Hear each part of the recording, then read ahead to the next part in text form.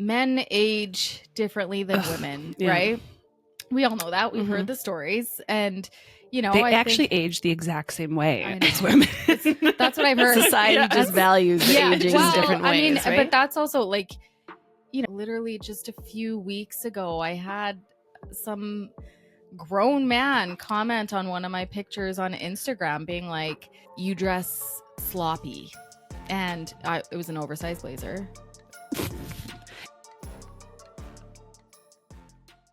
Welcome to The Scaries, brought to you by Racer Co. I'm Sky. And I'm Talitha. We are proudly broadcasting from Treaty 4 territory and the homeland of the Métis. In each episode, we tackle the alarming, inconceivable, questionable, shocking, and scary statistics relating to, impacting, and intervening with the lives of women and girls worldwide. You'll hear the scary truth, take away tools and tips, and learn about what you can do about it. The Scaries is an opportunity to raise awareness, share resources, and use our voices as women and supporters of women to make real change. We'd also like to note that the views expressed on this podcast are solely our own and just for entertainment purposes only, and we could be sharing some content that could be triggering to you, so listen with caution.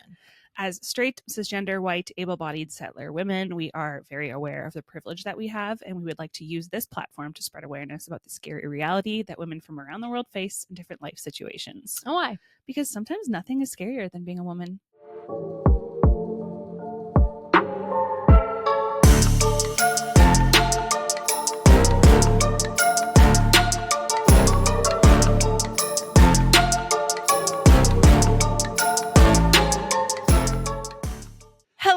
Scaries fam, welcome back to another episode of scary but real life statistics of things happening to women and girls all over the world and right here in your own backyard. Today, we'll be talking about the very prominent real issue of gender discrimination, bias, and inequity that still is very alive and well for women who work in the media industry. More and more, we're seeing headlines, tweets, documentaries cropping up showcasing, women working in media and journalism who are finding the courage and solidarity to stand up and speak up against the verbal abuse of online trolls, newsroom sexual harassment claims, and much, much more. All because of the significantly different and disproportionate expectations for women and men working in media. So if you've seen the newer movie Blonde, which I think is on Netflix or maybe Amazon Prime, you'll know about Gretchen, Carlson, and Megyn Kelly, who were former Fox News anchors. Many, many sexual harassment lawsuits in that documentary and kind of remake. Charlize Theron, Nicole Kidman are in it. You can't miss it. It's great. But yeah, very real stories and things that happened against former Fox News CEO Roger Ailes that brought national attention to workplace harassment. I believe this is like early 2000s. Yeah, like it's like mid in our lifetime. Yeah, totally. Pretty recent. There was also Maria Ressa, co-founder and CEO of the Philippine news website Rappler and Nobel Peace Prize winner, has openly shared her experiences facing gendered online abuse as a journalist fighting for press freedom. And, of course, Lisa LaFlamme, we can't forget about her, former chief anchor for CTV National News, who faced significant age and gender discrimination when she decided to let her hair grow gray. Oh. Like, the travesty. Oh, man. Oh, my. How dare. And, it eventually led to her controversial, but we know the truth, departure from the network in 2022. Yeah. So these women and so many more have not only confronted discrimination, but also inspired industry-wide awareness and reforms to support women in journalism. And today we're so very grateful to have one of these courageous women, Sabeen Ahmad, who's currently a weather and community anchor with CTV News and an in-game host for the Saskatchewan Roughriders, who is here, and she is working in our city to reshape the media industry for the better here in her hometown with us today. So she'll be on the pod, and stay tuned for a really fun conversation with her. Yeah, she's so great. Yeah. As always, though, first, let's set the stage for this issue by sharing the sheer numbers. And we've got news for you. See what we did there? It's not sunshine and rainbows, like it never is on this podcast, let's be honest. Underrepresentation of women is one of the biggest glaring problems that we've been facing since mainstream media began. The fact is, all around the world, women are far less likely than men to be seen. I mean, again, in every aspect of the world, but specifically in media. So as subjects of stories, women only appear in a quarter of television, radio, and print news. In a 2015 report, women made up a mere 19% of experts featured in news stories and 37% of reporters telling stories globally. More recently, however, there has been a positive stride for increasing representation of women in media. A 2019 study found that women make up 41.7% of U.S. newsrooms. So that's like, I mean, we're almost half. That's pretty good. Mm-hmm. Additionally, studies conducted by the International Women's Media Foundation of Canadian News Companies, big name, found that women made up 45.5% of senior level positions in journalism. Right. So that's great. Mm-hmm. This number, however, and sadly, not surprisingly, drops quite drastically when it comes to women in CEO and top-level management positions, with only 39.4% in Canada showing that women are hitting that classic glass ceiling. Mm-hmm. Even though women make up 58% of junior-level writers, as they become more senior in their jobs, this number falls, showing how top-level employment is a male-dominated tier. Again, like in everything. Mm-hmm. This glass ceiling is found internationally as well. Only 23% of media outlets in the UK, the US, Brazil, Japan, and Germany have a female editor-in-chief. A 2020 study suggested some positive trends. At early tenures, promotion rates for women exceed those for men. And HR respondents in the media industry said that their companies have committed to achieving greater gender parity. I mean, commitment and action, different things. But 93% said it was a priority within the organization. So on the whole, while women make up 49% of the total workforce in media and entertainment industry, just like in journalism, they remain concentrated in entry-level positions. Of course. Yep. Always. Same old song we hear we discuss in so many different areas throughout our podcast episodes. Just, same thing, different pile. But there are some positive silver linings we're hearing and we're seeing. Yeah. Interestingly, though, in the media world, women's representation on and off screen has a significant ripple effect to the probability of how many women get a seat at the table in general. So the more you see, the more you can be, or the more that are, inspired to do the same. We also see the inclusion of women as the subject matter experts reported in the media represented at much lower rates. Yeah. So kind of like that experts point you made at the beginning. Yes, exactly. So we might be working behind the scenes, which it seems we almost are to the half amount, 50% almost. But are we being shown? Are we being noted? Are we being recognized as the leaders of the faces? Not necessarily. So a 2021 report conducted by Global Monitoring Media Project found that women only make up 36% of sources quoted or interviewed in North American news outlets. Furthermore, women make up just 38% of experts featured in news stories and 43% of reporters telling stories globally. Significant improvements from the last GMMP report in 2015 were made, but we're still under half in each case. Similarly, a 2019 study found that 37% of bylines in news around the world were from women, while a survey of Canadian news found that just 29% of sources quoted in print and broadcast news are women. CBC News has the highest number of women quoted at 36%, while the National Post has the fewest at 22%. So BBC News is one news outlet that has been committed to changing this with their 50-50 project. Great. And the goal of this project is to increase female representation in the media. They were able to, in just 4 months, increase their on-air female contributors from 39% to 50%, which I feel like shouldn't be a hard thing. Like you're the one in charge of who you're, interviewing and what's being done. So like that, in just 4 months, you can easily do that. So while some news shows have little control over the newsmakers featured in the current events, obviously you have to say cover what's happening in current, and you don't have control over all of that. But you can make an intentional effort. Women still make up half the population, so there should be some leeway there. Should be. So there is a little bit of lack of control there, but overall we can control the contributors, experts, and reporters that we turn to every day and make that a mindful effort to do that. Yeah. There's actually like a ton of organizations too. I remember I think we encountered somebody from one of them. And so then I just was looking it up because I couldn't remember the exact name. And I can't remember the exact name. However, there are many organizations where like one is called informedopinions.org. And you can literally just go find an expert on different things that are women, like women experts in that area, or Women in View. And then there's another one called Media Experts. So like, I remember that. yeah, I can't remember where we met them, but I think Melissa Cooper Benson give us that list when maybe we first met with her. Yes, like, right when we started to raise her, 2019. Yeah, and I feel like because we were asking around about should we start this thing, who should we have involved, and I feel like she gave us a list or some link. Yeah, I feel like it was her because it must have been her. Can see this in my brain. Yeah. And like here's all the people you should consider. Like, it's not like it's hard, it's just a little bit of work, and so like you have to just be able to and want to put the work in. It's just being intentional. Yes, exactly. Let's not be lazy. Let's make an intentional effort to show more representation of the world and the people living in it. Exactly. So another stat we found noted that women reporters are only responsible for 37% of stories. Interesting.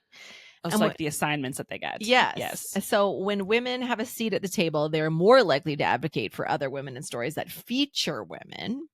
Okay. The lack of representation, though, in newsrooms and media companies means that women receive fewer opportunities to share the stories of other women and the issues that impact their lives. Makes sense. It's this ripple effect. Yes. Women journalists are also twice as likely to challenge gender stereotypes in their reporting than male journalists. So overall, the lack of representation of women creates less women to come into those roles and want to go into those areas. And we'll talk more about this with Sabeen. Yeah. And because there's less women in those high level, senior level roles, we're not seeing as many women cover. We're not seeing as many issues that impact women cover. We're not seeing as many women and stereotypes being challenged. So it all is very much of a ripple effect. Whereas if we get that balance, we'll start to see some change. Yeah. So, I mean, ideally. Yeah. Well, let's hope. That's the dream. This just goes to show that what men and women experience working in the media is obviously very different, which leads to another key injustice we discovered, which is that men and women have faced very different standards that end up creating limited opportunities for the advancement of women. So a study conducted by McKinsey and Company on shattering the glass screen, the glass ceiling, the glass wall, the whatever it is, in media and telecommunications uncovered that it's no secret that women working in media and entertainment are well aware of the odds are stacked against them, and the numbers back them up.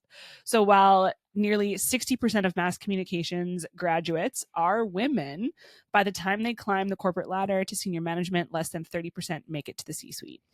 This isn't just bad luck. Nearly half of women in the industry say that they are judged by different standards than men, making it harder to rise through the ranks. In fact, a whopping 27% of women believe they've missed out on promotions or raises because of their gender, compared to just 7% of men. It's a steep climb, and the further up women go, the more rungs of opportunity disappear. Even worse, microaggressions, those subtle but damaging slights or actions like being interrupted, talked over, or even having your expertise questioned, are rampant in media and entertainment. Women in this industry experience more of these undermining behaviors than in nearly every other sector, and women of color bear the brunt of it. Of course, those intersectionalities. This kind of bias isn't just annoying. Of course, it's annoying, but it's more than that. It chips away at confidence and keeps women from advancing. Meanwhile, with men still making up 80% of the C-suite in media, many don't even recognize these problems, which makes it even harder to create meaningful change. Like they're just blind to it. So while women may get their foot in the door, they're still waiting for it to fully open. Man. Yeah. I mean, all rings true. Yep. Not surprising anymore to me, none of this. No, I know. We're like, yeah, classic. Yep. Absolutely classic. And last but not least, women face a much higher likelihood of harassment and verbal attacks than men. Wonderful. Yeah. So, and we heard this in, whether or not you're behind the camera or in front of it, you're a notable figure, whether you're, in the C-suite or you're the mayor or you're in politics, right? We keep hearing this theme about women being faced with these trolls and internet stalkers and scary people just hating on them more than men. Yeah. And so the research from MFRR in Europe highlights the disturbing trend that women journalists are facing way more verbal attacks than their male colleagues. To put this in perspective, 31% of attacks on male journalists were verbal, but for women, that number jumps to a staggering 42.7%. Oh. And it's not just about the nasty comments. Smear campaigns have become a powerful weapon used to silence women in journalism, especially when they're reporting on hot button issues during election times. Mm-hmm. So you can imagine what our old friends to the south, our one friend, we're not friends with the other one that I was running. Just one friend. Yeah. The digital world has only made things worse, honestly, when it comes to this. Online harassment is running rampant with 24.6% of the attacks on women journalists happening online. Nearly double that of men, who only face 12.5%. So these online abuse attacks take many forms, from intimidation to insults, for bullying to more sinister things like sexual harassment and threats and stalking. And I'm sorry to say that it gets even darker. There have been direct threats to the safety of these women and their families.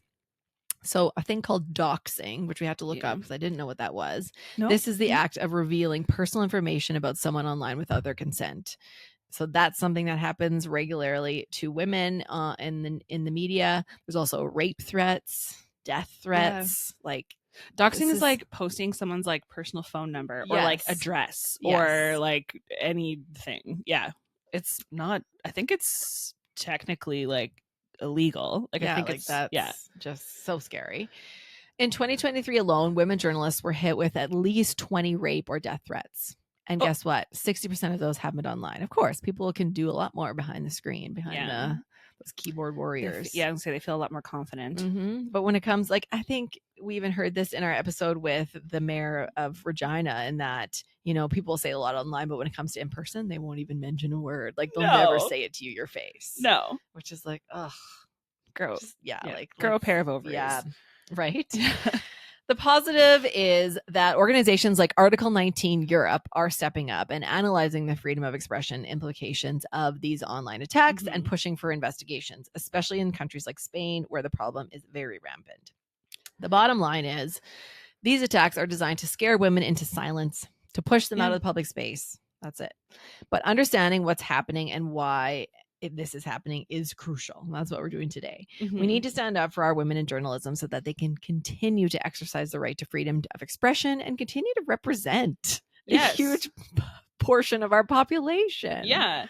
I mean, like, I think even just, we know that, like, and of course we know this, but we know that when like women speak on different topics, that's why you have different experts, because they bring something different to the table. Totally. They view different experiences. Yes. And it's not just women and men, like just people from different backgrounds, different walks of life, different lived experiences. Like, let's get out of this, like this group think that's been leading our country and our cities and everything for years. Yeah.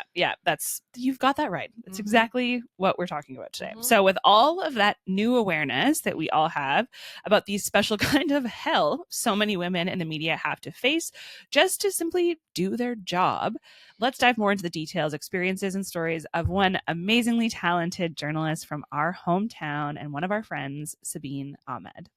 Welcome, Sabeen. Yay. Let me tell you a little about this wonderful person that we have with us today. So Sabeen is a natural storyteller who has found her passion in radio, television, public speaking, and event hosting. With nearly 20 years of experience in front of the camera and microphone, she doesn't look a day over 20. I'll tell you that right now. Right? How? Yeah, exactly. She brings an unmatched energy and professionalism to every project she touches, elevating it to world-class standards. Her combination of youthful enthusiasm and the seasoned grace of a veteran has made her a standout in her field. And yes, I will attest to that as well. Beyond her work with CTV Regina, where she is currently, Sabeen has collaborated with organizations such as the Saskatchewan Roughriders Football Club, the Canadian Football League, and the City of Regina, to name a few. She's also deeply committed to her community, giving her time to support mental health and women's initiatives throughout the province, including Raise Her. So thank you, Sabeen. Yay, thank you. you. It always feel I didn't write that, but so it feels weird hearing it, and then that 20-year thing. I know, you're like, I read it and I was like, whoa, I'm not even old enough. No one is old enough to be working that long. You started when you were born, right? I started when I was 5. Yeah, that makes sense. Yeah, perfect. Yeah. So as always, we start with some rapid fire questions to like get the juices flowing, but they're never very rapid and they're normally quite deep. So sorry in advance. Okay, so first question is, if you could give one gift to all women, what would it be? Confidence. Quick on the shoot there. But then and I think like what I've noticed, and I'm sure I'm not the only one, like the confidence to not feel threatened by other women. Right? Like we all have a space. Yeah. Like there's space for all of us, and not to feel less than, and not to feel threatened by other women who may be in the same industry or field as you, and just like tunnel vision and feel good that you have something, that little spark or something different, and just believe in yourself and have that confidence that you can go as far as the person right next to you. I love that asterisk on it, because it's like you can have confidence, but it's also like, let's go together. Like obviously the difference between confidence and arrogance. Totally. Right. But like I think there's space for, if you're moving somewhere, like moving in or elevating somewhere, like I will be your biggest cheerleader, but then at the same time, like you hit a certain level and you bring the rest of us with you. Yeah. Right. Kind of thing. Yeah. It's not that expectation, but it would be nice for sure. Just this, like vision of like a mother figure bringing all of us together. Anyways. Mother goose. The duckling. Went sideways there. Okay, next question is, what is the best piece of advice that you've ever received? Or like a couple pieces, or like a top of mind, because ever is like very daunting. But I mean, my dad, he's passed. He passed away 4 years ago, but he always, I would always bring up something that I was hesitant about or worried about, and very simple and almost flippant right now, but who cares? Like, who cares if someone's going to say that about you? Who cares? And I think now in my 40s, I get it. Even when I turned 40, I didn't get it. But now, like inching closer into mid 40s, I'm like, I don't care. Like, who cares what anyone else is going to say? Who cares if I'm switching jobs? And you touched on some of them, but my resume is long. So like, I think there was always that hesitation of people are going to judge. Someone's going to say I couldn't hack it in this job, so she can't stay in one job. And who cares? Yeah, who cares? Again, I'm in my own world. Like I'm in my bubble doing my thing. And for a while, I did have, I told friends, I'm like, you're paying your bills. They aren't. Right. Like if your mortgage is paid, you're feeding yourself. You're good. Why are we worried? And it took a long time for me to get to who cares. But that and my therapist telling God me, bless therapy. Honestly, like everyone, even if you think you're good, just go talk to a therapist. Just do it. Her big one for me was fact versus feeling. Because I think it goes back to when I was coming back into media just over a year ago, I was terrified. I was so scared. What are people going to say when they see me on air again? She's too old. She looks different. All these things. And my therapist said, are these facts or are these feelings?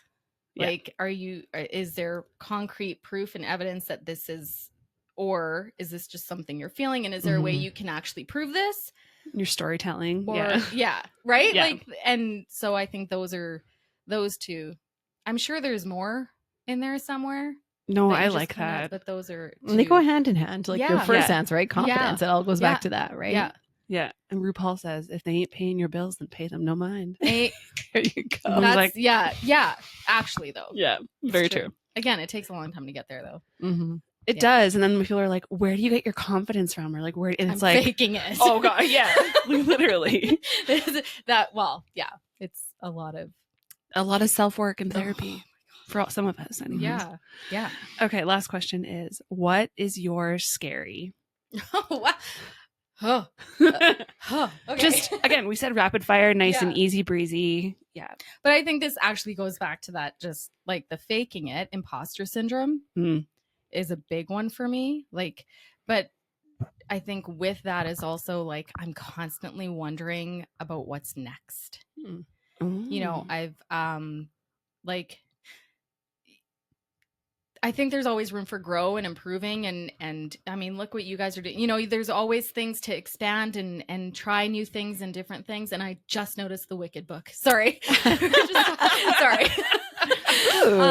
We're big fans. Yeah. Big fans over here. And I think that is one thing that's just a pit in my stomach, because I mean, the world of media is always changing, and we hear about it daily. And that, I think that was one of my hesitations about going back, is like, how long am I going to be there? I don't, you know. And I think for me now, again, being in your 40s, it's like, if this all goes away, what's next? What can I do? And I think a lot of that also, like, that's where my mind, my therapist always says that I could probably write novels, because like then I just, and that's what keeps me up at night. It's the scaries where I'm like, okay, but now, so I think I could do this, but do people think I have value in that? And like, what do people think I'm worth? And then and so it's just a hamster wheel of, and then that going back to the imposter syndrome of like, can I do that? Am I faking it? Like, people think I can. Even coming on here, I was like, I have nothing to say. Absolutely no. You talk for a living. I'm sure you've got lots to say. And you've had some good stories. I know that. So Well, thank you for being here. Okay, so that wraps up our rapid fire. Short segment. 20 years later. We're gonna go into like a few different sections. So we're gonna start with like your personal journey and experiences in media, and then we'll go from there. So I'll pass it over to Sky. Sure. So tell us about your journey into journalism and media, and what brought you there, what drew you there, and why you stay. I mean, I think I've always, as far back as I can remember as a kid, wanted to be some sort of storyteller. I liked the whole thought of interviewing people, but I was big in the writing side of things. Like, I would write fake magazines about the New Kids on the Block. Again, aging myself. But incredible. Yeah, like, the Teeny Bop magazines. Like, but I wrote my own and cut out the pictures from the Teeny Bop. I didn't have that. a photographer, you guys. But then that, I would record radio programs with my brother on his silver ghetto blaster, complete with commercials like better get Mako. Oh my god. I wish we had those tapes. I'm sure maybe they are hidden somewhere, but that's always been an interest and joy for me. But I never really I didn't see anyone like me on TV. So I think it was just kind of, I liked doing it, but going through school, I never really had an idea of what I wanted to do until I got into high school, and there was a journalism class that I got to take, but it really didn't, it was more a yearbook, you know, like, and then once I got into university, I did an English degree, because writing, again, was all I kept thinking I wanted to do. And then when I got into the journalism school, I still thought I was going to do magazine writing. Like, the thought, believe it or not, was never to be in front of a camera. It was, I always wanted to write. I wanted to be a writer. And then somehow here she is. And here I am. Yeah. I mean, like I joked, my resume is long, but when it comes to just the journalism world, after I graduated from J school, I actually moved to Didsbury, Alberta. Okay. A town of, back then, like less than 5,000 white retired farmers and me. First experience at a feedlot, which I don't know if you guys know feedlots, but we can talk about it later. But that was an experience. Okay. It's where they go and like feed the cows to get big and meaty. Mm-hmm. Nice. And they were like, Sabeen, don't make any comments about, like, because I was like, they look so sad. Like, do they know what's about to happen after? Like, you're feeding them. Anyway, so I was there. I forced myself to stay there a year. It was hard. That is hard. It was not so out of your element. Oh my gosh. Like, and I thought my next move would just naturally be Calgary, and it didn't end up being that way. So I moved back home, and I could not get a job anywhere in Regina. I love this city, but at that time, like, it was just hard, right? You don't have the experience, you can't get the job, you don't get the job, you don't have the experience. So my good friend Morgan Campbell, who's our provincial anchor now, but she had interned at CTV, and she was still there. So at the time she was like, well, talk to the news director. And it was Carl Worth, who, greatest addition in my world. He said he didn't have a job for me, and I said, well, I'll work for free. Oh. And he said, well, I'm gonna work you then. Yeah. And so I was in the newsroom for about 3 months trying to get experience, but there was just no position opening. So Right. And then I moved into the world of communications at SAS Power, and then I went in, and then that's where I was there for a year, and then I moved into Ralco Radio for a year or so, then CBC for about 2 years, and then CTV. It's been a journey. So what's been your favorite part? Like, you've done radio, you've done writing, you've done TV. What's your passionate area? Honestly, like, radio is a lot of fun. Like, this whole podcast role, obviously back then was not a thing, but I think it's just people. Yeah, I've been fortunate enough to do some really great interviews on TV, but people, I feel like it's easier for them to open up when there's no camera in their face. Yeah. Right. Like, you can have this, but like, if you're sitting down and there's like a camera person or a camera right in front of your face, like, it's a little bit more daunting than just having a casual conversation. Whereas I think when it's on TV, people feel like there's a certain way you have to sit and radio, they're more like filtered almost. Which I mean, I don't care or do any of that. Maybe it's after experience, but when you're just a guest, I think it's a little bit more difficult for someone to open up when you're under the lights and cameras versus TV. I think radio is probably one of my more favorite ones. I like it. Yeah. Nice. I think I was doing a volunteer thing with an organization here in town, and we had an event coming up, and we came on to CTV Morning Show, and you interviewed me, and I was so nervous. And I was like, you just seem like such a casual. There's no one in studio, right? Yeah. Like, it's not a live studio audience. No. But I get it's scary. Especially for someone who doesn't. You're do it all the time. And then you have like 4 minutes to like. Yeah, and they're like, what are your key messages? And I'm like, oh God, what are my key messages? I forget. Anyways, but hopefully we've come a little bit further than that. Yes, we've had a couple media appearances. Yes, then. yeah. Okay, so you talked about Carl and you talked about Morgan as like mentors and allies that you have. Who else has helped you navigate your challenges in your career, and maybe even specifically like gender related challenges if you face those? Wow, that's a good question. I feel like, I didn't come from a family of journalists or media people.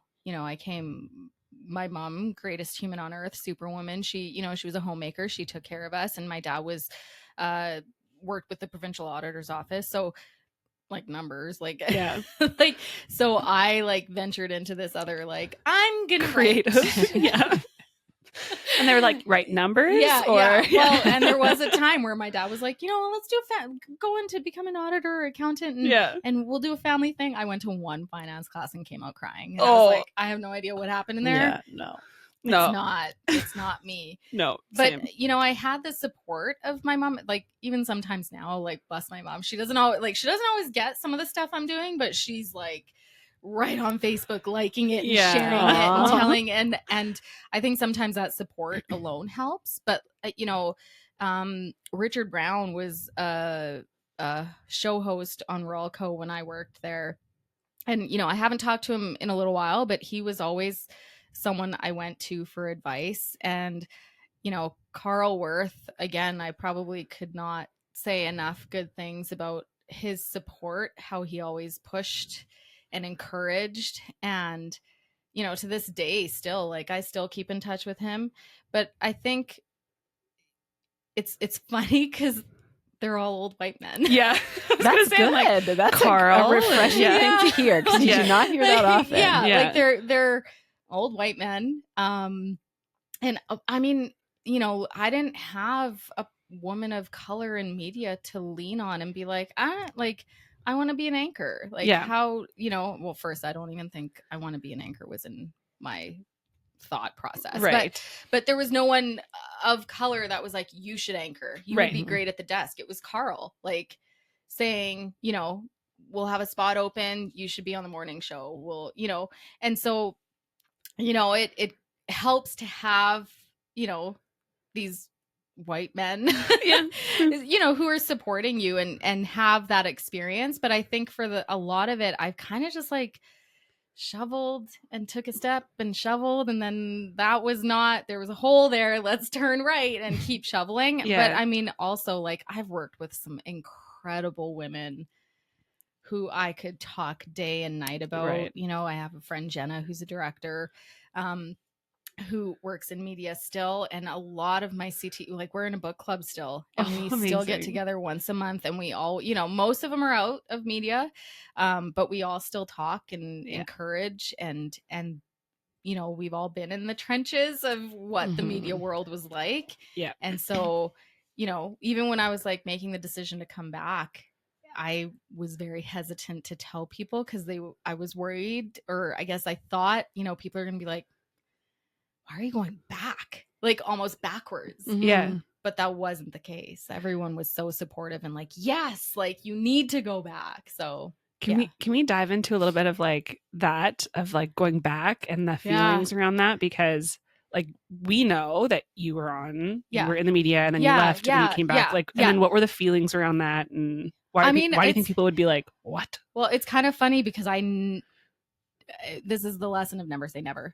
Because I used to think I was never if I go back to media, it won't be in Regina. Like, I don't think. And so I was on the morning show for about 4.5 years, and I just felt like it was time to leave. And that's where I had, like, I call it my sabbatical. I love it. Where I did dabble in many things, like the city of Regina. I was in the mayor's office for a couple months, and it wasn't a fit. I went to Real for about 2.5 years. I went back to government thinking maybe, and was there for a couple months, and nope. And then went to Regina Police Service for a year, and then I was at Stars for about 6-8 months, and then I got the call to come back to CTV. So there was I mean, now I jokingly say to my therapist I might be having an identity crisis, but you don't know if you don't try. Totally. Right? And when you're in industry, something like media, it's so, you think at the time, I don't have any skills to do anything other than this. And to a lot of us that are in that world, we just talk in front of a camera. Like, but then having that opportunity to be in these other roles, like, wow, I can work to deadlines. Like, I can, you know, like all these things I can adjust. Like, when you're in the media world, you're a subject matter expert every day. Difference, you know, so when you move into this other world of communications or marketing or PR, whatever the case is, I think I think that is where I built a lot of my confidence, because I was like, wait, there's a lot of other things I can do outside of this. Yeah. So when it came to coming back, I had a lot of, what is the word? It had been about 3 years since my dad had passed, and my dad's, you know, my dad always thought of it as going back. Like, why would you want to go back? You left, you know. And so I think I always had that in my thought. And I think also, like, going back, you just keep thinking you're going backwards. Like, I'm setting myself back. Like, how is this a catapult forward? But now I have this toolbox, not even a tool belt. I have this toolbox that is like overflowing with so much experience, so much new knowledge, so many new connections, and so much that moving back into this role, it's, you know, I always joke that I'm like, I just do the weather, but it's more than just that, because I actually get to connect with the community. Yeah, totally. And it's not, and I commend my co-anchors who have to deliver the hard news, because it might snow tomorrow. That's hard. I don't want it is hard, because viewers let me know when they don't like some things. But control the weather better, Sabeen. God. But I think now I've come back. You know, there's that saying of like, when you know better, you do better. Yes. Or you're not starting. You know, there's the other one of, you're not starting from the bottom, you're starting from experience. And I think that's what this opportunity was, because returning to CTV was, I'm coming back with experience and knowledge, and it's not me starting fresh and trying to make something of myself because I feel like I've come in as myself. Right. If that makes sense. That makes a lot of sense. But there was a lot, like like it's not easy being a woman in front of a camera. And when you're getting older, your body's changing and all these things. I was terrified. It's not my therapist, bless her heart, because she had to hear a lot about it because I was not in a good space to begin with. I think I was dealing with a lot of, depression from the grief. I'd lost my dad, and then about a year and a half later, I lost a younger cousin. And so there was a lot of, I think I just push myself and jump into work that I just kind of try to. Yeah. Like disassociate almost. Yeah. Yeah. And so I think it all came bubbling up and I was in a really not good place. And I was basically begging God to give me just one spark of joy. And then I got a call from my news director. And actually, it was funny. He was like, I'm looking for someone, interested in doing weather. And I was like, weird, I don't know anyone. And he was like, no, you. Yeah. It's you, actually, that I'm wondering. So, yeah. And now I'm back and it just doesn't feel like work. Yeah. That's the best. Yeah, it really is. I'm very lucky. That's amazing. Good. Yeah. Well, so you talked a little bit about your journey of moving around, and I totally relate because I've also moved around a ton. Yeah. And I had to get over the fact that like it's not a me problem in all these situations. It's actually where I was. Like it was I didn't fit with those places. Yeah. I wasn't fired. Yeah. We moved around because it didn't fit for me. Yeah. And I'm not going to settle. Why should we? Right? No. Let's be real. We're no longer sitting in companies for 30 years at the same place. No. We don't have it's to. so weird because there was one place in particular, I will not say where, that I had people come to me and be like, man, I wish I could just do what you're doing and just leave.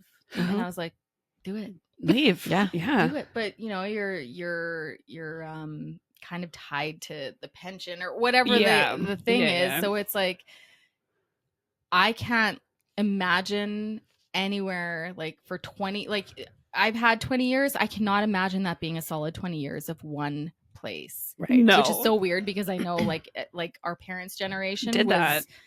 Like my dad worked at one place up until retirement. I'm like, how is that a thing? Yeah. And the amount that you grow and the amount of skills that you and the people you met. Like it just goes to show how many more doors that open for you and will open for you. Oh, in the future. Totally. Yeah. Anyway, just had to share that because I was like, I totally agree. I did the same thing. But when you talked about, the feelings of, getting older and how that would portray in being in the media and is that are those other certain obstacles that you came across in your time before you left that kind of created that triggering response or that trauma for you to not want to go back? Like, was there some type of challenge or issue that happened that you'd be willing to share? I think it's just it's your own insecurities, right? Like, I'm not as skinny as I was before, or, again, I'm older and I think men age differently than women, right? We all know that. We've heard the stories and, they actually age the exact same way as women. That's what I've heard. Society just values the aging in different ways, right? But that's also like, you hear and read comment. Like, I still like literally just a few weeks ago, I had some grown man comment on one of my pictures on Instagram being like, you dress sloppy. And it was an oversized blazer. You're like, first of all, this is on trend. Yeah. Second of all, fortunately, I do not dress for the male gaze. Yeah. But he wanted me in form fitting. And probably every woman was texting you saying, I love your outfit. Yeah, all the time. But I've also had men be like, that purple suit you're wearing. I don't know what it is about the purple suit. But anyway, they like, and so, knowing that, and prior to that, like I had, and it was, viewers, have made comments about she should go back to where she came from. Oh my God. So those, I think when you're putting yourself, that's very vulnerable to put yourself in front of a camera and every day presenting as though everything is fine, and it's not easy. No. And I think that's like goes back to how you're so confident. There's no way, and it's like, okay, but when the commercial is on, I'm not having a good time, like, I've had like, there's just been lots of comment. And when I was on the morning show was when we found out my dad had cancer. And like the next day I went on air and I wasn't as bubbly. And someone messaged and said, Sabeen sure must be having a bad day. She blah, blah, blah. And I'm like, why? Why aren't you allowed to be human? But that's right. You're like a caricature instead. So I think knowing that those comments come already, I was like, and I mean, not that but we know not everyone is going to like you. I'm well aware of that. Like, and I'm okay with that. I don't like and not in a rude, disrespectful, hateful way, but just, and so I think like keyboard warriors. Yeah. And in today's day and age of social media, where it wasn't as big when I first started in media, it's just a different world, right? Like they don't hesitate to let you know if they don't like you, or they want to share a story about you that, whether it was true or not, like anything like that can happen. And so I think that was my fear. Like I was developing these, again, my mind anxiety is for sure. And so that was a conversation with where the fact and feelings came with my therapist, because she was like, who are you envisioning is saying this? Who's watching the TV saying these things about you looking a certain way, or couldn't they find someone younger or prettier? And it was me. Yeah. You just gotta have your dad's voice. Yeah. So who cares? Yeah. It's easier said than done, but absolutely. Yeah. I find it always so, like, it's such a weird situation to be in for people who choose to be in the media, or like who want to be a like actor or a musician or something. And then all of a sudden they're like allowed, quote unquote, to just be like destroyed by people online, or just be picked apart, or like have access to all the time, or anything. Or some like, people are like, well, you signed up for this. It's like, well, like, no. No, it's a job. I didn't sign up for hate. I didn't sign up. Like, I mean, would you, but and... I mean, having said that, like I've worked in other jobs where, you're behind the scenes, but you're watching social media comments. And I'm like, I wonder, and this goes back to like when I worked at a call center, like people are calling and saying some really racist things. And I'm like, if you knew. Right. Yeah. Would you? And then all of a sudden, and that was even just recently, like you're monitoring social media on some things. And it's like, could this be the person behind me in line at a grocery store? Yeah. And like, what, like, are they thinking this about me when you're saying racist stuff? Like, it's just, yeah. I feel like I'm being very vague on what I'm talking about. No, but it's fair. But share as much or as little. And you mentioned a lot of your friends in the media, women had left. Is this a common kind of experience that you find? You know what? Women? I feel like, and I don't want to speak for anyone, but I don't fit the mold for a lot of women my age, I don't think, but a lot of them got married and had kids. And the world of media is not always the easiest to juggle. For moms. I feel like it might be a little easier for dads, but for moms working in the media, and depending on what what the hours are and what the I know childcare is not the easiest these days, and I think it was just a matter of sometimes you just outgrow and it's not enjoyable anymore, or just the times are changing in media, right? What's newsworthy or what someone wants to report on or anything like that. So I think it's growing and changing and evolving for certain people, and there's still some, I'm sure, that miss it, but sometimes it just doesn't fit into the other choices you've made. Fair. Yeah.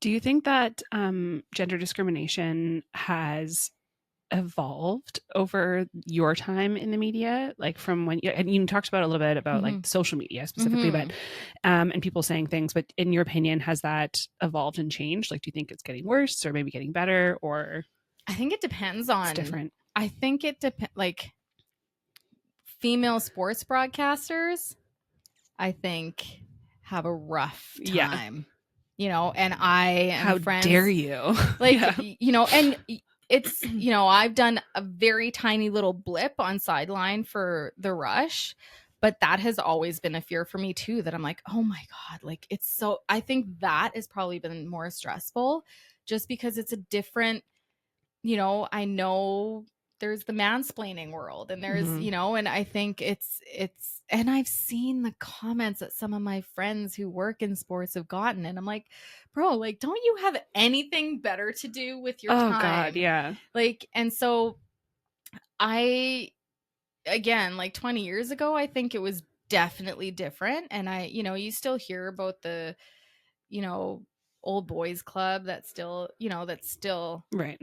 a thing. I don't feel like I think I've been very fortunate that I haven't really, I can't pinpoint a time or experience where someone felt or made me feel like I wasn't good enough because I was a woman in broadcasting or I wanted to chase a story. Like, again, I've got to interview the prime minister. I got to interview a very high ranking leader in, a religious community. And so I've had those, experiences, and it was never a second guess. At least I don't think. Maybe it could have been. Behind closed doors. Yeah. But like you never know, right? Yeah. Who knows who was fighting for you and who wasn't? Like I don't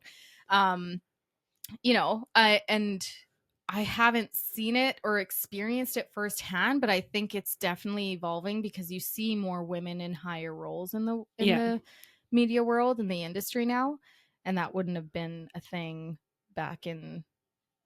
Back I feel like even day. like 5 years ago, like 10 years ago, it's definitely different. It's really cool to see that is evolving and growing. And like, why is it immediate response when you see, like, even for me still, like, there's obviously just biases that still exist when like I'm watching, I don't really watch NFL, but like if it's on in the television, and I'll like walk by, and there's like a female broadcaster, like a woman broadcaster, or like down like talking, and I'm like, what, so like badass. wow, it's so badass. Like, and I'm like, why is that my reaction? That like, wow, good for her, like because she's it's qualified. I feel like it's still foreign, right? And Yeah. I think we've talked about like we haven't talked, but there's the soft news or, lifestyle, entertainment and all those things. But like, why can't you be on like the front lines of war? Yeah. And you like Christiane Amanpour and Lise Doucette and, and even Caitlin Collins, like all these people, like they're such strong, badass women. Like if I could be reporting from war, I'd be there in a heartbeat. Okay. But I know I could. Yeah. Well, I don't know if anyone would hire me to do it, but like I know the opportunities there because you see these women because you can see roles, it, right? And like I think that goes back to me saying when I was younger, like my first woman of color on TV. I don't know if you guys. I don't. Am I older than you? Yeah, like a little bit. Yeah. Did you ever, or are you familiar with Electric Circus on Music? Do you remember Monica Diol? She was one of the brown VJs. One of the VJs. Yeah. And I think she was my first, like, there's brown girl on TV. Wow. And, like, I'm not into electronic music or whatever the heck that was so back then. random. It's very random. But I would watch because I was like, look at her. She's so pretty. And she's like interviewing people and has a microphone. And and like to see where, again, it's evolved. Yeah, that was music. But now you see all these women reporting from like, riots and war and the sideline of the NFL that it's it's definitely evolving. Could it be better? Absolutely. Yeah, always. Yeah. But to see that growth is so awesome. It's happening. Yeah. Slowly. Yeah. So, okay. So on the topic of stories, we're getting into it. Okay. Do you believe that there is any type of disproportionate or underreported amount of stories related to gender or diversity in the newsroom? So I'm talking about, are there more usually stories that are and it's hard to say whether it's a male-dominated story or a story about men, or there's more male experts showcased. But do you notice that at all in the things that are covered or the things that you see in the news and the media? I mean, I think, again, maybe it's women evolving or women being more comfortable being, when you talk finance or business related, you see these women are also, there's more business leaders. Women, so I think the stories, how they're reported or what they're, I don't think the actual news stories.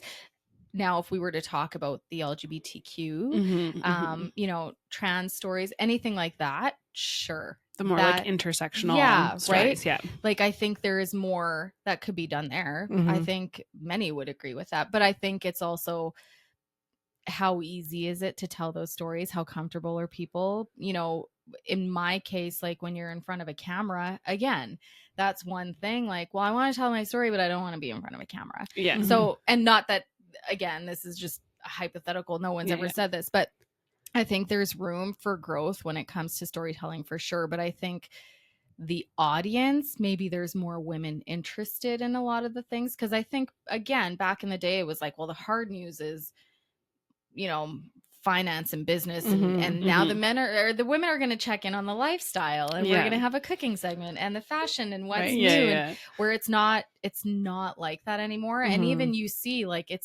there's still male anchors that are now doing fashion and fitness, and it's very, I think that has changed. Good. And I have seen that change, because before it was like, okay, like, we're going to have the women go do a fitness segment. Like, well, why can't, you know, and that has changed. I've definitely seen that change. Good. Yeah. That's good. Yeah. Great to hear. Yeah. So you talked a little bit about the certain gender expectations that you face, but more specifically, do you feel like there's pressure to conform to like appearance expectations or demeanor expectations in the newsroom or like on camera or just in your role? Because you're also, you know, a media personality, like out in the world, trying to live your life. Like, do you feel like you have to act a certain way?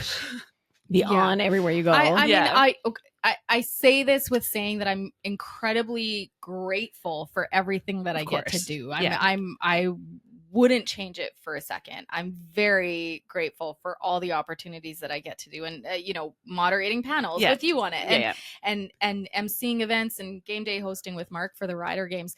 But you know, if you want to go to a grocery store and not wear a bra and just like, it's like, you want to take a picture with me now? Like, so, you know, and again, that sounds like such a first world problem, but you're right. It does feel like you have to be on all the time. And that's a little draining. It's, you know, I think as I've gotten older, and I talk about this with a girlfriend who's also still in media. We used to work together years ago, and we would, you know, crank out all the work that we did during the day, and then we would go MC or host something at night, and we'd, you know, you're literally, it's like you're on 24 hours. And then there comes a time where all of a sudden it's like, I don't want to talk to anyone, I don't want to see anyone, I'm just going to sit here in silence. But then, like, your friends don't get it, or your family don't get it, and they're like, why are you, like, you're so antisocial, and it's like, no, I literally think I might be dying inside.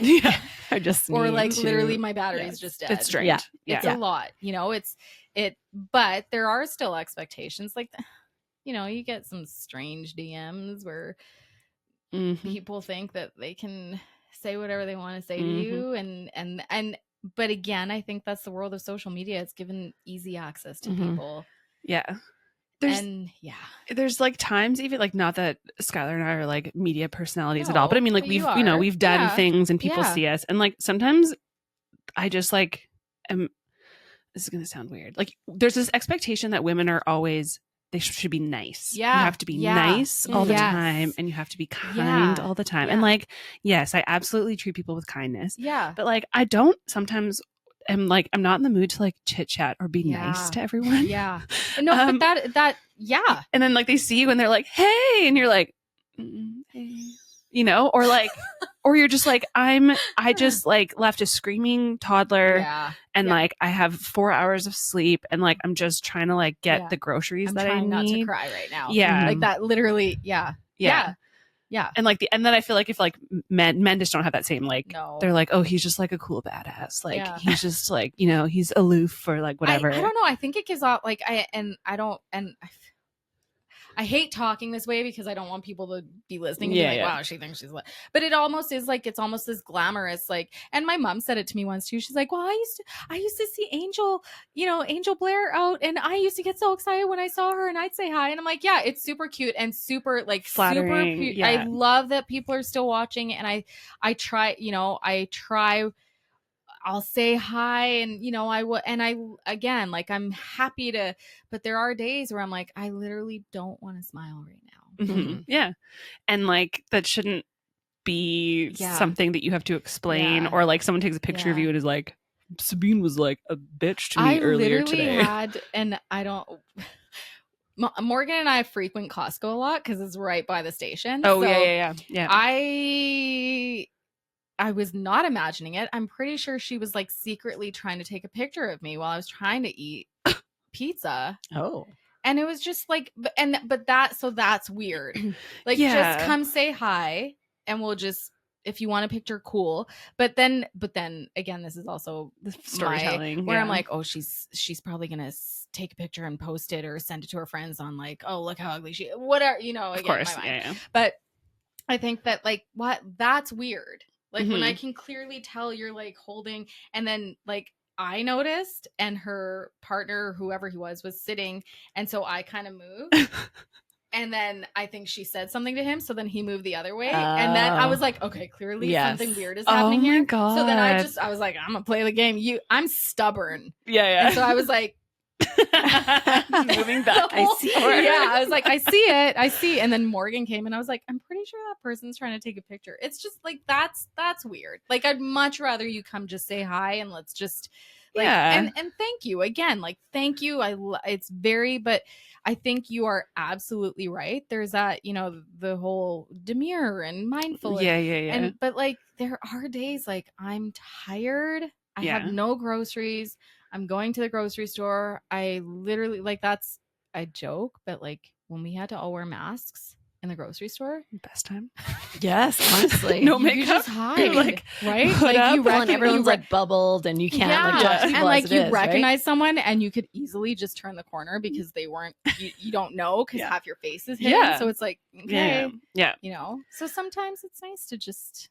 I joke to Morgan, and I say it a lot, where I'm like, don't talk to anyone, don't look at anything, don't just like, I just sit at home, and everyone at work bugs me. They laugh about it because you become an antisocial, where I'm like, which then begs the question, how am I going to find my man? But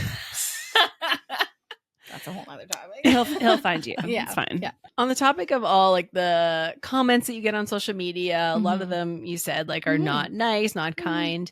Is there any support that you receive from your, like, what happens? And are you seeing those comments, like, because I'm sure you, like, it's a talk within your coworkers, are the men getting the same type of comments? Like, what are people commenting about them about? And like, what kind of support do you get? I think you know what DMs I'm getting, what pictures I'm getting in my DMs. Yeah. So I can confidently say I don't think my male counterparts are getting them. Okay. Are they getting different types of photos though? Like, or do people I've even never comment? heard like, and I don't get. I shouldn't say like. I want to say like the good outweighs the bad.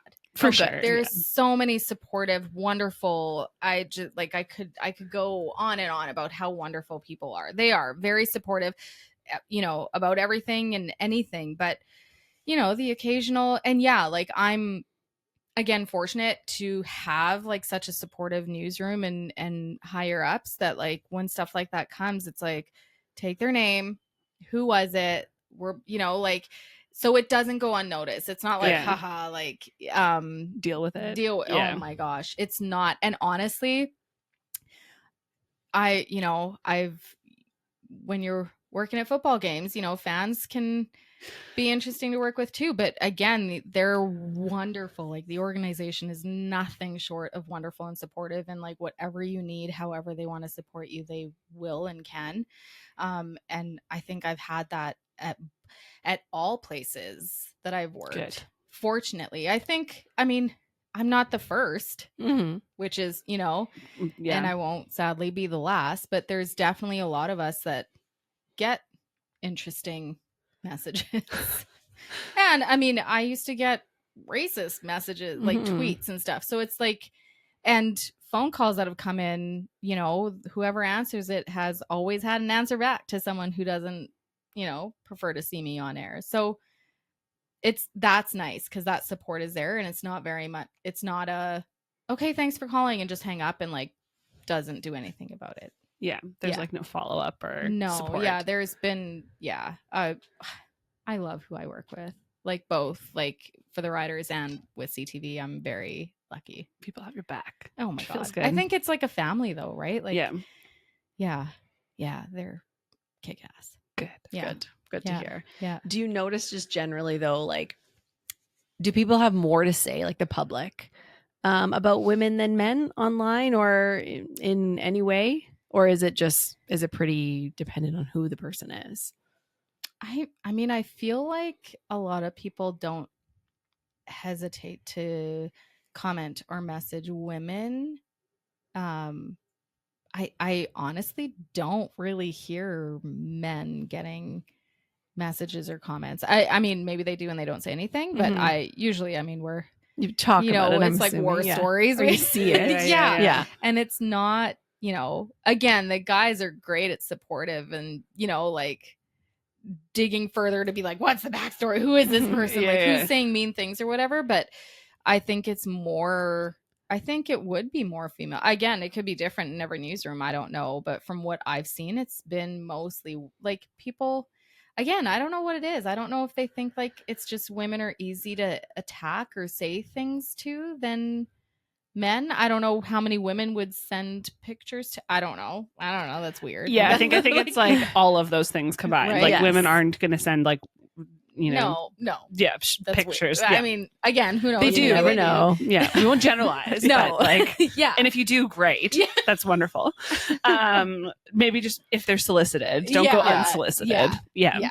But I think, I just think that there's something different about, I don't know if it's women are maybe looked at as softer or easier to just reach out and message and say things to versus like, I don't know, like also like what, I mean, maybe like, is someone going to message a guy and be like, hey, like really like the way that suit jacket fit you? I don't know.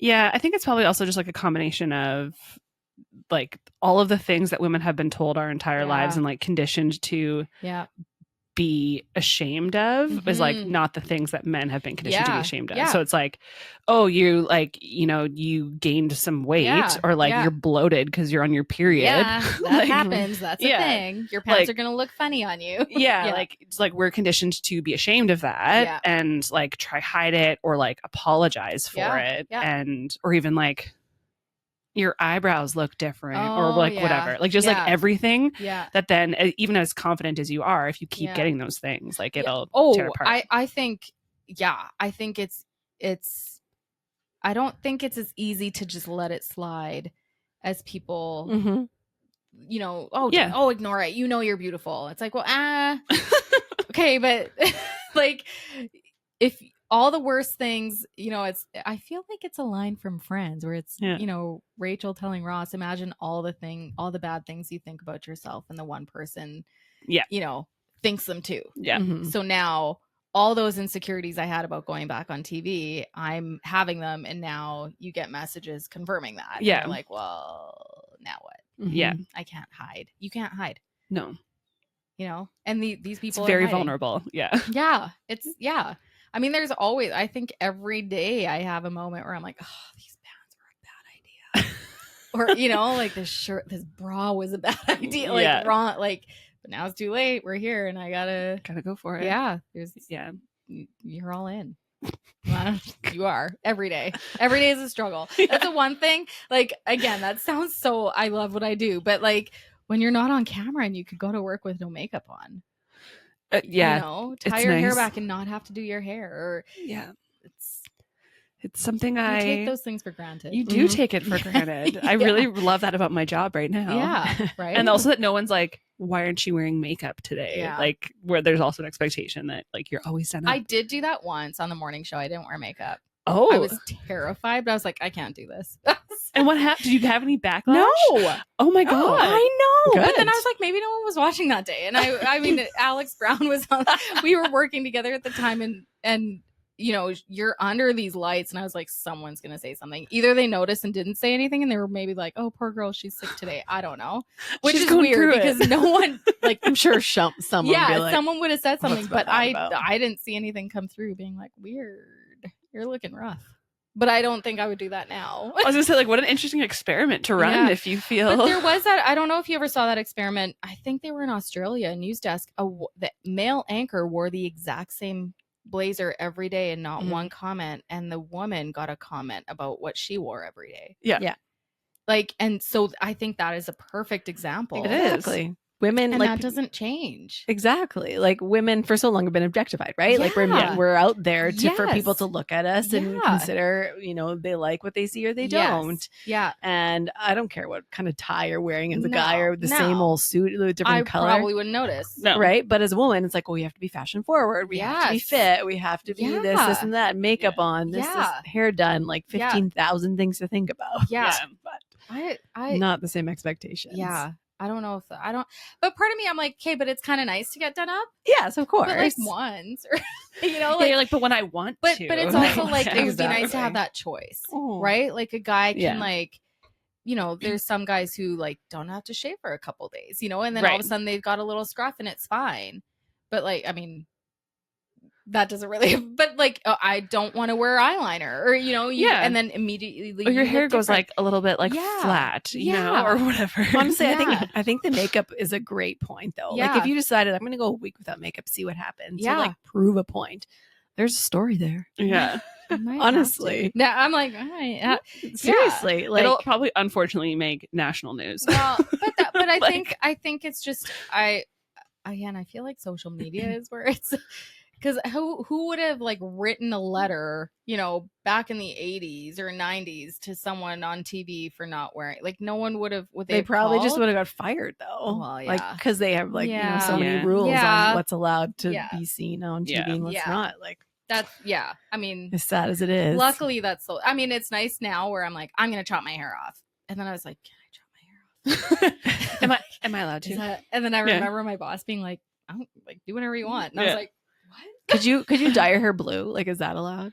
Like, or do you have I to mean, I run don't know those if types I of would, questions? But if you wanted to, is that like an option? Or like how? I feel like that's just something I would take into consideration for, like, because it's also like, even just like how whether when you're like on social media and you're like, my thoughts, like, all these are my opinions and not of my employer kind of thing, but you're still sort of representing, Yeah. right? So like, no matter where I am, I'm always aware of, like, but also like, I have my own brand. Mm-hmm. Yeah. And how do I want to be, so I mean, I think hair is just, I personally wouldn't dye my hair blue, but if it was something I maybe would. I think it's just something to be considerate of, like, okay, so I think I'm having a midlife crisis. I'm going to dye my hair red. Yeah. Like, what are Yeah. your thoughts? Like, but I think I'm very fortunate that my boss, I think, would just be like, are you okay? Let's just break this down for a second. Yeah. Like, do we need to talk further about this? Yeah. But like, coming back again, it's been different. I don't know if it is being older or what, but I just feel like it's different in this space than it was before. Well, as you said, things have also changed. So like, Yeah. just representation across. Well, you see more reporters with nose piercings. Right. That 10 years ago, that was not a thing. Like, Yeah. you take your nose ring out when you report and you can put it back in after, or showing tattoos, Yeah, I was gonna say Mhm. tattoos right? even. Like, huge, Yeah. I used to hide mine on my wrist for the longest time with a watch. And now I'm like, it's here. Here Like, it is. Yeah, I mean, it's not a lot, but you see more and more reporters. We have reporters with tattoos, and it's Mhm. not even, I mean, I've never heard of the conversation of like, cover yourself up. Even women, wearing blazers versus baring your arms. Oh, good You You know, God. that was yeah. but Shoulders. 20 years ago, wear a Yeah. blazer. You always wear a blazer. Versus now, like, I've been on air with a sleeveless dress, and you don't even think twice about it, and no one is saying, "Are you gonna cover up?" Right. So yeah. I mean, seeing that again, that's like, there is Interesting. those slow changes, which you did, like, I don't even think about, because like back then it was always just put on a blazer. You just did it. You just yeah. did it, right? Yeah. Hmm. I don't know where we went with that one. No, very interesting. Don't wear a blazer if you don't want to. Yeah. The end Actually, of it. though, Yeah. that's the story. Okay, so to kind of close out our conversation, we want to know what advice you would give to young women starting out in the media industry, or just like even advice in general for young women. Don't quit. Oh, I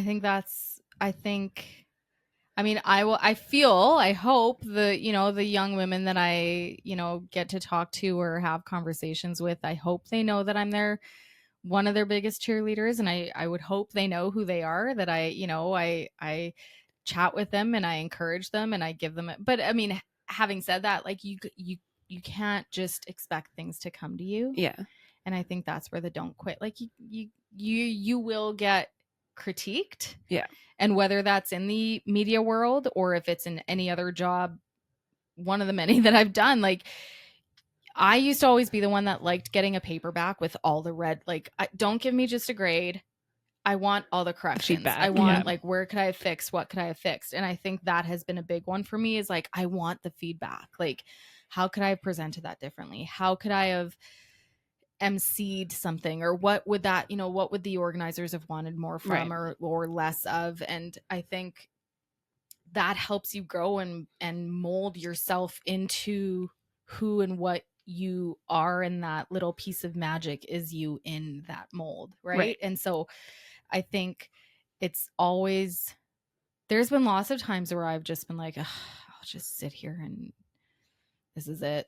Yeah. This is how I die. This is I'm just gonna sit here and I think if you don't have that drive and ambition, there's no growth. Yeah. And there's no, like, you don't know what's out there, that like you could turn a corner and a completely different world that you didn't even know could be for you is there for you. And like I talk to little me all the time, because I think that's like important to, like, sometimes I like have a moment where I'm like, I'm not doing anything, or, it's, I just, and that's also come from therapy of like, it's not just nothing, like you're doing things, and it's very different compared to 20 years ago when you graduate from J school and if someone had said like you'd be doing all these things, I'd be like, what? Yeah. I just want to write. Yeah. And so I think it's the don't quit, and don't be scared of change. And if you don't think you can do it and see what happens. Ooh. Like mic drop. Because yeah. I don't know. I think often, especially as women and girls, it's always like, follow this certain path and like, don't ask questions, don't talk back. I mean, that's also like a cultural thing though, like being South Asian, right? Like, believe it or not, we're women, again, growing up, like, don't talk so loud, Sabeen, like that is talk loud, and that's not me, like, I mean, I know again when to be respectful and all that stuff, but but if you're not gonna do what your heart is wanting you to do, you're gonna have a miserable life, and life is long if we're lucky. Right? And so chase after whatever the hell it is that you want to do, and try new things, and don't be scared of trying new things, because it'll open a whole world that you didn't even know existed. Beautiful. I love it. Yeah. Just who cares? Just do it. Who cares? Like, who cares? Oh man, you just have to love Sabeen. I know, she's always so such great. a joy to listen to talk to. So much fun. Yeah, so she's real. always so open and just lovely to talk to. And our community is so lucky to have her, and just be such an authentic and talented storyteller and like interviewer, and caring about the community in different ways. Yeah, exactly. Amazing. Okay, so let's talk about what can be done now and changed to empower and encourage more women like Sabeen who are working or considering a career in the media or in the workplace, for that matter in general. Let's be real. Yeah. So number one, what can we do to empower these women to get into this industry or into any industry? We want to create cultures that are inclusive and empowering to women. So specifically in the media industry, organizations in those industries need to implement equitable hiring practices and mentorship programs to help increase women representation, that ripple effect. They need to ensure fair pay, of course, by conducting regular salary audits and establishing transparent compensation policies. They need to create safe environments. Like sexual harassment runs rampant. Like we talk about these late nights, these, you're always away from your family, those types of things. So what are their harassment? What are those bullying policies that are in place? Ask about those before you get hired or you start somewhere. And make sure there's clear reporting mechanisms to understand what's been happening. You have a right to ask those questions. Finally, as community of supporters can further empower women in the media by first supporting their voices and creating platforms and opportunities for women to share their stories and perspectives and promoting content created by women journalists, reporters, and media professionals. This is easy as retweeting. I don't know what it's called now. Re-Xing. I think it's still called tweeting, but it's X. That's very confusing. I don't know why they changed it. Meta. Like, what's the reason for that? Yeah. I don't understand. Oh man. This is as easy as retweeting, I guess, reposting and engaging with the work of women journalists to help increase their visibility and recognition. That's a very simple way to support. We can also call out harassment when we see it, especially that which is online. When you see abusive comments, threats, or misogynistic attacks, report them and speak out in support of the women being targeted. If you want to go one step further, you can join or support campaigns that advocate for safer digital spaces like #Trollbusters or the Coalition Against Online Violence, which aim to protect women journalists. We can also increase media literacy for ourselves and families by teaching children and young people to recognize bias in media portrayals and empower them to demand more diverse and inclusive storytelling. I mean, they really just listen to what people want. So if we demand it, hopefully they'll listen. And finally, we can support initiatives that create awareness about the challenges women face in the media industry and advocate for the fair portrayal of women in news and media and support media outlets that are actively working to showcase women in empowering and varied roles. CBC. This is not endorsed, but we just like that representation. That was a stat earlier, so that's a fact. They're the most diverse. So by implementing these measures, we can work towards a more equitable media landscape that empowers women and enriches the industry as a whole.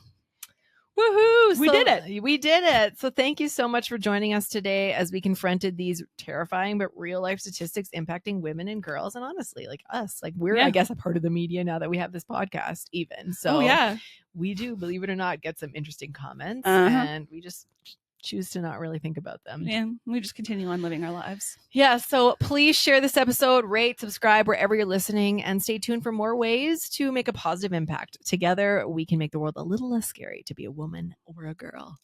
Follow us on Instagram at RaiseHerCo and at Scary Stop Podcast, and on TikTok at RaiseHerCo. Remember that change starts with awareness and action and education. Thank you for being a part of the Scaries community and making this world a little less scary to exist as a woman. Bye. Bye.